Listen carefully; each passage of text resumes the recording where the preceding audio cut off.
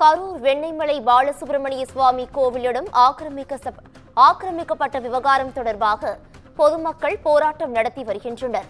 இதுகுறித்தான முழு விவரங்களை வழங்குவதற்காக எமது செய்தியாளர் கிருஷ்ணமூர்த்தி இணைப்பில் இணைகிறார். கிருஷ்ணமூர்த்தி, வணக்கம். இது குறித்தான முழு விவரங்கள்.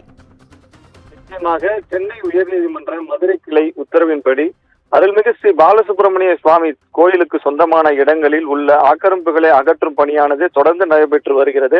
இந்த நிலையில் அறநிலைத்துறை இணை ஆணையர் ரமணிகாந்தன் தலைமையிலான அதிகாரிகள் கோயில் ஆக்கிரமிப்பு என கூறி சந்திரசேகர் என்பவரின் 4 கடைகளுக்கு சீல் வைக்கும் பணியில் ஈடுபட்டு வந்தபோது அதிகாரிகள் நடவடிக்கைக்கு எதிர்ப்பு தெரிவித்து 200க்கும் மேற்பட்ட பொதுமக்கள் 5 மணி நேரமாக முற்றுகை போராட்டத்தில் ஈடுபட்டனர்.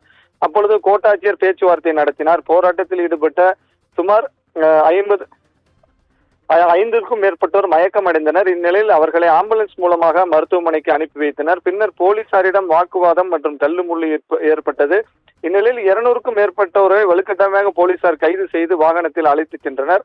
பின்னர் இந்து சமய அறநிலையத்துறை இணை ஆணையர் ரமணிகாந்தன் தலைமையிலான அதிகாரிகள் கோவில் ஆக்கிரமிப்பு என கூறிய நிலையில் அது சந்திரசேகர் என்பவருக்கு சொந்தமான 4 கடைகளை சீல் வைத்தனர். தொடர்ந்து இன்று காலை வந்த திருத்தொண்டர் சபை தலைவர் ராதாகிருஷ்ணன் கோயில் ஆக்கிரமிப்பு நிலங்கள் உள்ள இடங்களை இன்னும் சற்று நேரத்தில் ஆய்வு செய்ய உள்ளார் என்பது குறிப்பிடத்தக்கது. பவித்ரா,